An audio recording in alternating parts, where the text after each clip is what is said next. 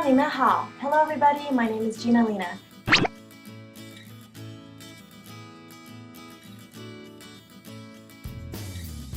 I'm from Vancouver, British Columbia, and I'm a singer-songwriter and a children's author. So my side platter is a mushroom medley, and I'm just going to show it to you like this. And it has 4 different kinds of mushrooms in there. There is a fungus called the wood ear. There is a shiitake mushroom, and I've colored it up with some orange carrots and some green onion and a little bit of pork.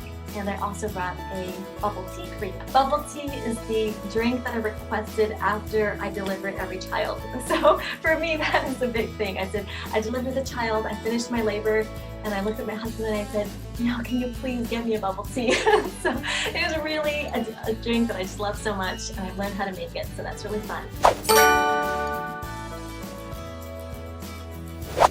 I find it so exciting to be part of 2 cultures.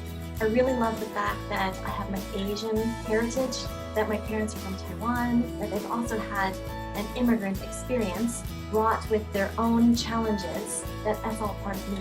I really appreciate having that history in me because I feel like it makes me more compassionate to understand people who are different.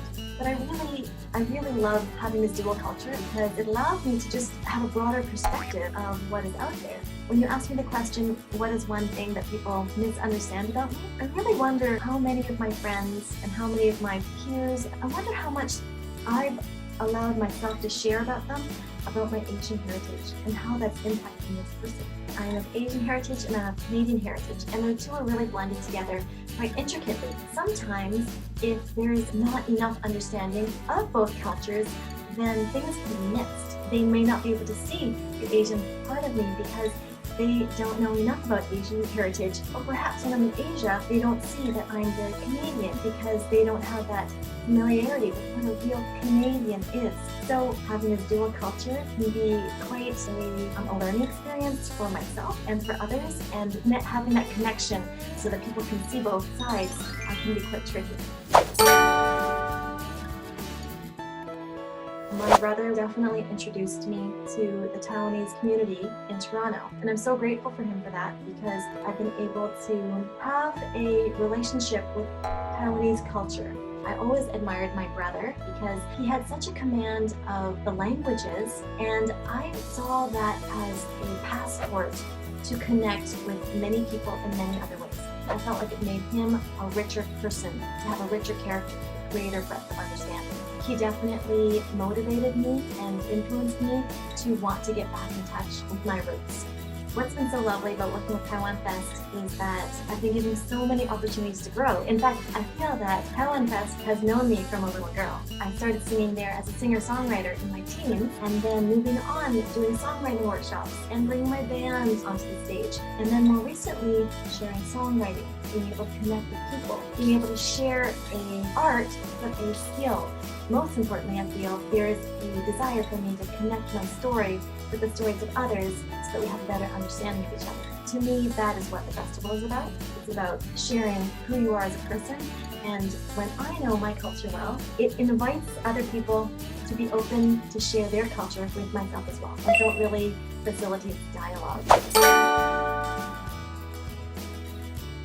So last year, I was so happy to be able to host this group session with various artists from Taiwan, Vietnamese, Canadian First Nations background. We improvised 20-30 minutes of music, combining all of our talents, all of our upbringing, into something that was very emotional for the audience. I noticed that people were being very moved by the story that the music was telling. All of these elements together, woven together by people who hadn't met each other, it was moving people to tears. After the conclusion of this improvised piece, there was silence. After the silence, there was applause. And so it was really exciting and eye-opening for me to be reminded that music has an ability to connect people through all these different walks of life. And it doesn't always have to be scripted and written out beforehand. It's just something that really comes out from within us. At the session that I facilitated, I had the chance to present my very first fully Mandarin song. I was very nervous because Mandarin isn't my first language. My pride came from being able to connect my music with my culture that I'm still learning about. Now, when I'm thinking about bringing my music over into Asia to present, I have different feelings of why I want to do that. I feel that I've been given an opportunity that not many people have, and I feel that it would be really exciting for me as a Canadian Asian to go back to Asia to share with them what artists are doing in Canada. And so being able to connect with them in their language, knowing that I fully identify with being Canadian, but I also am able to identify with them being Asian as well, I feel like it's very powerful. I find that people are all uniquely different, and yet there's something in us that wants to remember that we are all the same. And maybe that's where the phrase is important. I'm different, just like you. It reminds everybody to pause before speaking, listen before offering an idea, and just being open to do personal reflection, to change ourselves in order to make the world and those relationships that we have in the world more compassionate, more kind. From a young age, I started writing, and when I was in elementary school, one of my teachers told me, Gina, you are filling up too many composition books. You have to please stop writing in my class. I can't keep up with you. Now that I'm looking backwards, it makes me realize there's so many consistencies in how I was as a child and how I am now. I just really enjoy putting together creative pieces of writing with emotions, composing them to make something meaningful. I never had ambitions to become a musician in my life. It wasn't that I desired to be on a big stage and sing for thousands of people. I never thought about that. In fact, I just loved music as a way of sharing my feelings in quiet ways.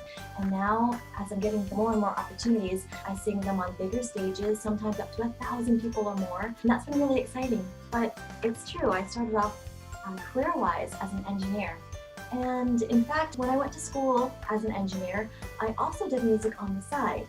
After I graduated, I went and I traveled in Asia for a year. And then when I came back, I worked full-time in healthcare engineering and healthcare services for about a decade. I had always done music on the side because music was always something I kind of ran out to do in the evenings, or I kind of ran out to do on the weekends.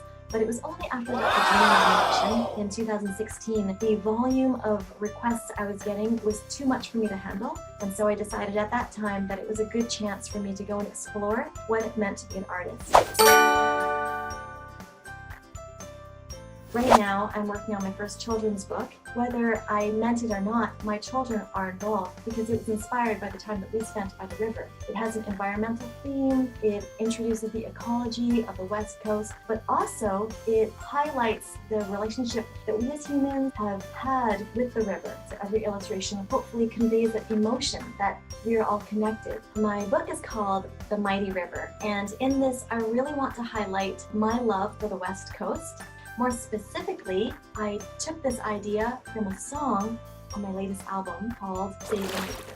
And I wrote this song with the idea that I wanted to create a story, a narrative from the perspective of the river. So this idea was translated into a book to encourage and inspire the young people in our lives to fall in love with the river, just as I feel that I have done. So when I put together my albums, you asked earlier how my engineering background has sort of trained me and influenced the way I do my work. And it has, because every album that I put out is very deliberately themed. So for every album, it's really been important for me to pick a theme that my family and I find very important for that year, that I can also naturally connect with.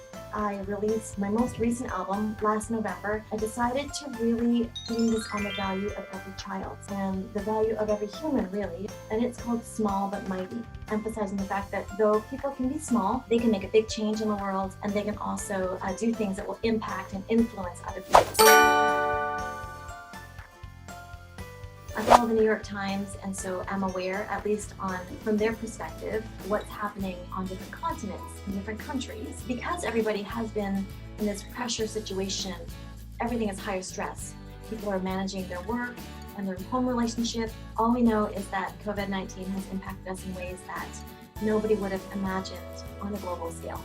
When I talk to my children about this, I absolutely recognize their age and where they're at. I feel that it's my responsibility to have a filter of the things that I hear on the news as before it gets to them. I try to keep one hand on the world and one hand on my passions, but another hand on really being a mother and being sensitive to the needs and the questions and the curiosities and fears and the ability or inability to understand certain things with my kids. And also trying to just remember that kids are kids and they want to have fun. So just really keeping the balance.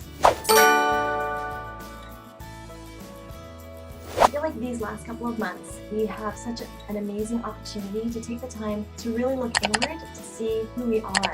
For me, this means taking a moment to appreciate my culture and to read more about where my parents came from and to cook more of the foods that they love and to really look at the values I have both as a Canadian as well as an Asian Canadian.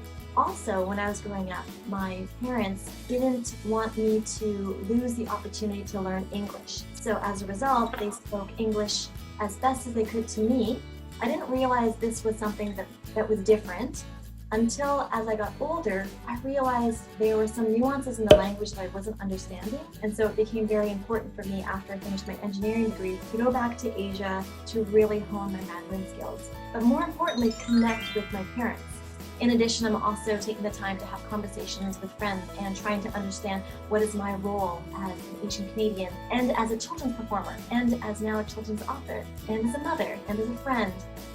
What is my role in all this? And I can feel myself changing, and that's both scary and very exciting. Bonjour, salut, je m'appelle Ginalina et je suis une chanteuse qui vient de Vancouver, Colombie-Britannique. Et je suis une chanteuse et aussi une auteure pour les enfants. Et je veux dire que moi, je suis différente juste comme toi.